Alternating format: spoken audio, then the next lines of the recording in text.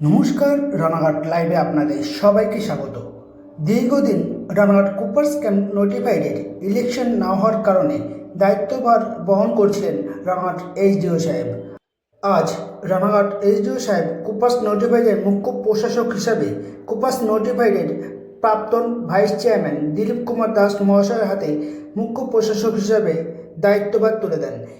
এ বিষয়ে সাংবাদিকদের মুখোমুখি হয়ে এইচডিও সাহেব ও দিলীপ কুমার দাস মহাশয় কি বললেন চলুন একবার শুনে নেওয়া যাক।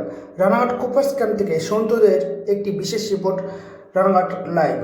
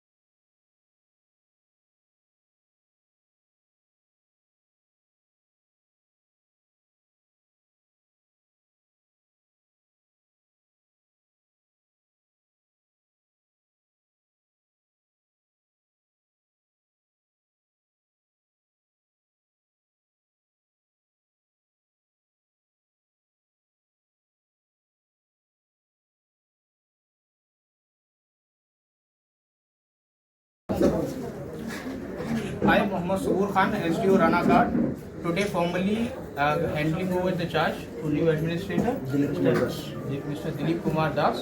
Thank you. Ranaghat Coopers Administrative Authority. All right. Thank you.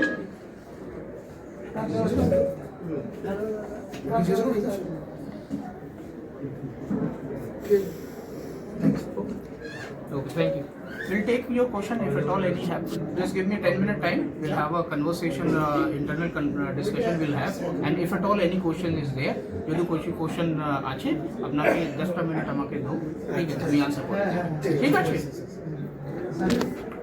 আজকে নতুন করে প্রশাসক নিয়োগ হলো, সে দেখতে পেলেন এত বছর ভোট হয়নি, এখনো পর্যন্ত প্রশাসক চলছে, ওই কীভাবে কাজটা করবে না বিষয়ে আপনাদের সকলকে, যারা মিডিয়া বন্ধু আছেন সকলকে কুপার্স প্রজ্ঞাপিত এলাকার পক্ষ থেকে আমরা স্বাগত জানাচ্ছি এবং শুভেচ্ছা জানাচ্ছি। পাশাপাশি শুরুতেই বলবো যে আমাদের সর্বভারতীয় তৃণমূল কংগ্রেসের সভানেত্রী, আমাদের অভিভাবিকা, বাংলার 11 কোটি মানুষের পরিত্রাতা মুখ্যমন্ত্রী মাননীয় মমতা বন্দ্যোপাধ্যায়, এবং আপনারা জানেন আমাদের সর্বভারতীয় তৃণমূল কংগ্রেসের সাধারণ সম্পাদক যিনি লোকসভার দলনেতা সাংসদ অভিষেক বন্দ্যোপাধ্যায়, আমার রাজনৈতিক অভিভাবক, তাদের সিদ্ধান্তক্রমে এবং আমাদের জেলার তবেই আমি তাদের আমার সশ্রদ্ধ প্রণাম, কৃতজ্ঞতা প্রকাশ করছি যে আমার মতন একজন সেবককে কুপার্স পৌরসভায়, যেমন অ্যাডমিনিস্ট্রেটর একটা পোশাকি নাম, নিশ্চিতভাবে তার একটা আইনি বিষয় আছে, কিন্তু মামাটি সরকারের যে উদ্দেশ্য নিয়ে আমাকে এখানে নিযুক্ত করেছেন সেটা হচ্ছেন মামাটির মানুষের সরকারের একজন সেবক হিসেবে আমি কুপার্সের প্রত্যেকটি মানুষকে পরিষেবা দিতে দায়বদ্ধ থাকব। পাশাপাশি আমাদের জেলার দীর্ঘদিনে কুপার্সের মানুষের তিনি একজন অভিভাবক, আমাদের জেলার দলের চেয়ারম্যান প্রাক্তন বিধায়ক মাননীয় শঙ্কর সিংহ মহাশয়, আমাদের জেলার সভাপতি, নদিয়া জেলা পরিষদের পূর্ত পরিবহনের কর্মদক্ষ মাননীয় দেবাশিস গাঙ্গুলি মহাশয়, বিধায়ক ডাক্তার মুকুটমণি অধিকারী, তিনি আমাদের সাংগঠনিক জেলার যুব সভাপতিও বটেন, তাদের প্রতিও আমার ব্যক্তিগত শ্রদ্ধা এবং কৃতজ্ঞতা এবং অভিনন্দন। পাশাপাশি সমগ্র কুপার্সবাসী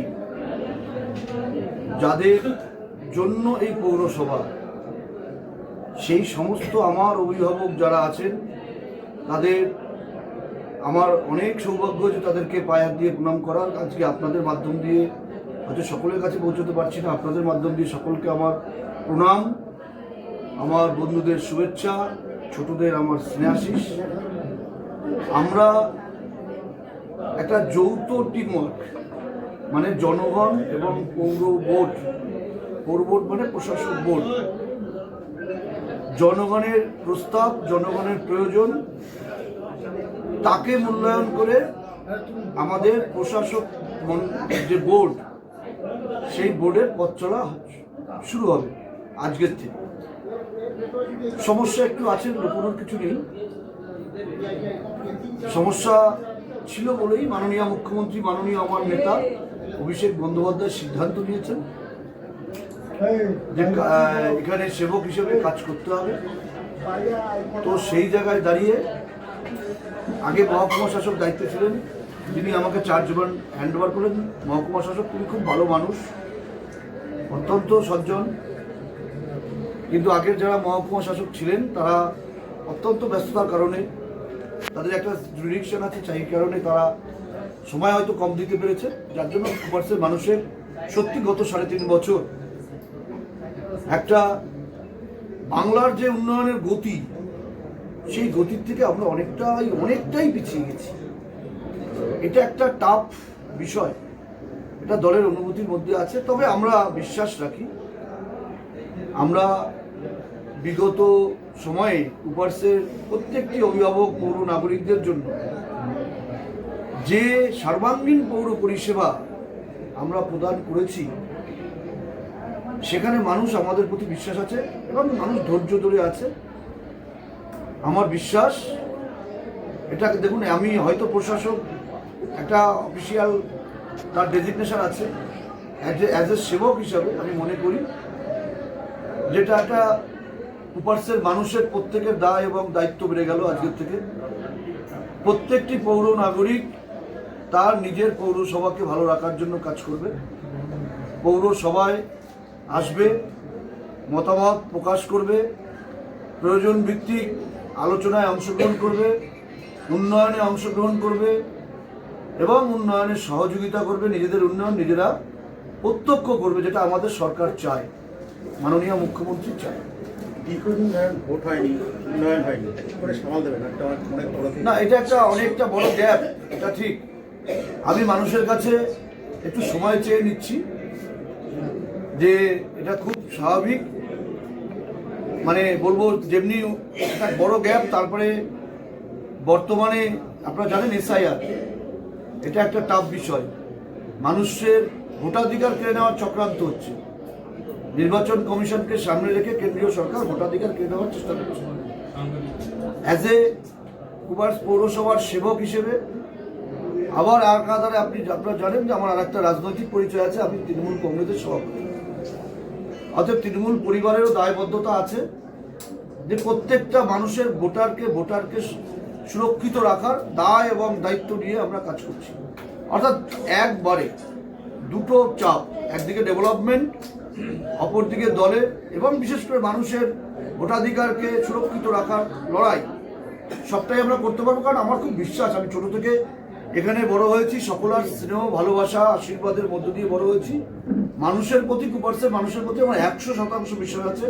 আমি কুপার্সের মানুষকে মনে করি আমার এটা পরিবার, আমার পরিবারকে আমার এখন বর্তমানে বাবা নেই, মা আছেন এবং আমার পরিবার আছেন, তাদেরকে যতটা বিশ্বাস করি, একইভাবে আমি কুপার্সের প্রত্যেকটা মানুষকে বিশ্বাস করি। মানুষ আমাকে আজকে এই জায়গায় নিয়ে এসছে, অর্থাৎ কুপার্সের মানুষ আমার কাছে একটা গর্বের। আমি মনে করি তাদেরকে নিয়ে আমি এই সমস্যা, হয়তো একটু সময় লাগবে, সেই সময়টা মানুষ আমাকে দেবে, আমার সরকারকে দেবে, মাননীয় মুখ্যমন্ত্রীকে দেবে, আমার নেতাকে দেবে, তাহলেই আমরা আস্তে আস্তে একটু কভার করে নিতে পারবো।